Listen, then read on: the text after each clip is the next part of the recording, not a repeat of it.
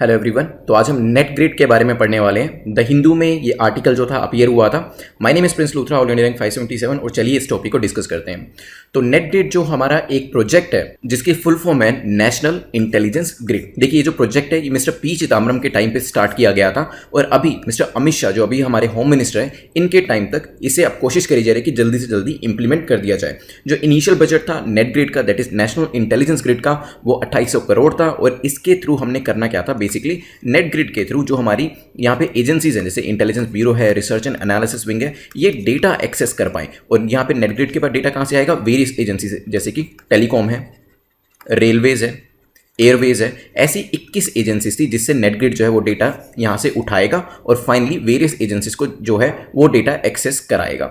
No two agencies will know कि दूसरी agency ने क्या डेटा एक्सेस किया। मान लीजिए यहाँ पे एजेंसी ए है और एजेंसी बी है। एजेंसी ए ने टेलीकॉम का डेटा एक्सेस किया है तो एजेंसी बी को यहाँ पता नहीं होगा। ठीक है, तो ये भी सैंक्टिटी यहाँ पे मेंटेन करी जा रही है। अभी नेट ग्रिड न्यूज़ में क्यों था, बिकॉज रिसेंटली नेट ग्रिड को यहाँ पे एक्सेस देने की बात हुई है कि 14,000 पुलिस स्टेशन जो हमारी कंट्री में हैं उनका डेटाबेस जो है वो एक्सेस कराया जाएगा नेट ग्रिड को। इससे वो एफआईआर्स की कॉपीज वगैरह भी वहाँ पे एक्सेस कर पाएंगे। और इसके अलावा जो बैंकिंग का डेटा है, टेलीफोन डिटेल्स है, ये भी उनको प्रोवाइड करने की बात करी जा रही है। और इसीलिए जो मेमोरेंडम ऑफ अंडरस्टैंडिंग है वो साइन किया गया है नेट ग्रिड और नेशनल क्राइम रिकॉर्ड ब्यूरो के बीच में। तो इस मेमोरेंडम ऑफ अंडरस्टैंडिंग के बाद ये जो वेरियस इन्फॉर्मेशन होती है 14,000 पुलिस स्टेशन की वो प्रोवाइड कर दी जाएगी। और थ्रू CCTNS क्या, net grid will access crime and criminal tracking network and system database. इससे क्या होगा, 14,000 police station and other than that जो भी क्राइम एंड क्रिमिनल की इंफॉर्मेशन होगी वो प्रोवाइड कर दी जाएगी नेट ग्रिड को, जिसके थ्रू वेरियस एजेंसीज जो है डेटा को एक्सेस कर पाएगी।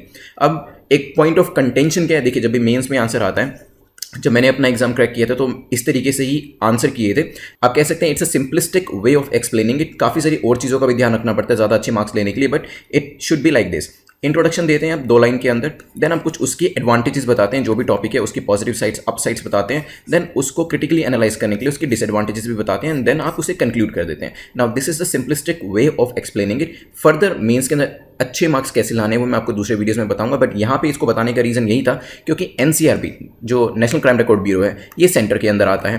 पुलिस स्टेशंस जो हैं जो उनकी FIRs की कॉपीज़ होंगी वो स्टेट की जुरिस्डिक्शन में आती हैं। तो यहाँ पे एक फेडरल सिस्टम का वायलेशन जो है ऐसा कुछ लोग कह रहे हैं कि हो सकता है, क्योंकि यहाँ पे पूरी की पूरी इन्फॉर्मेशन जो है वो सेंटर को प्रोवाइड करी जा रही है। हालांकि एक चीज़ और भी है, वो ये है कि अगर स्टेट जो है यहाँ पे ये इन्फॉर्मेशन प्रोवाइड ही नहीं करेगी तो ऑफकोर्स हमारी जो इंटेलिजेंस एजेंसीज है उनको ये इन्फॉर्मेशन नहीं मिल पाएगी। तो जब तक डेटा प्रोवाइड नहीं किया जाएगा तो उसके ऊपर एनालिसिस कैसे किया जाएगा। ठीक है, इसके अलावा स्टेट पुलिस जो होती है जो कि स्टेट के अंडर में है, यहाँ पर इनको एक बेनिफिट ये होता है कि ये डायरेक्टली कॉन्टैक्ट कर सकती हैं एयरलाइंस को, रेलवेज को इन्फॉर्मेशन लेने के लिए। तो आप पॉजिटिव्स के अंदर भी कुछ पॉइंट्स लिखिएगा अगर नेट ग्रिड के ऊपर क्वेश्चन आता है, क्योंकि एक इंपॉर्टेंट है काफ़ी क्वेश्चन। अगर हम बात करें मेन्स की और इवन इंटरव्यूज में भी इसके ऊपर क्वेश्चन पूछा जा सकता है। और कुछ डिसएडवांटेजेस भी बता दीजिएगा, जैसे कि जो फेडरेशन का आपका स्ट्रक्चर है उसको कहीं ना कहीं ये क्वेश्चन करता है।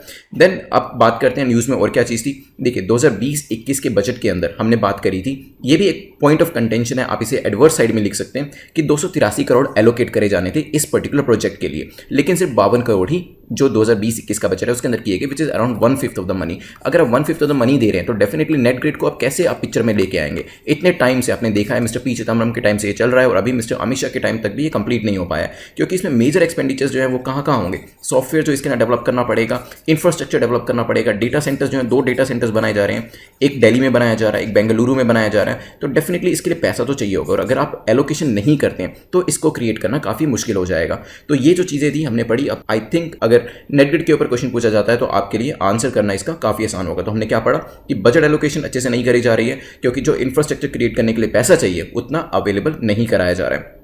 रिसेंटली MOU साइन किया गया है NCRB जो है और आपके नेट ग्रिड के बीच में जो पुलिस स्टेशंस हैं, यहाँ पे 14,000 पुलिस स्टेशंस को कनेक्ट किया जाएगा और उसका डेटा प्रोवाइड किया जाएगा।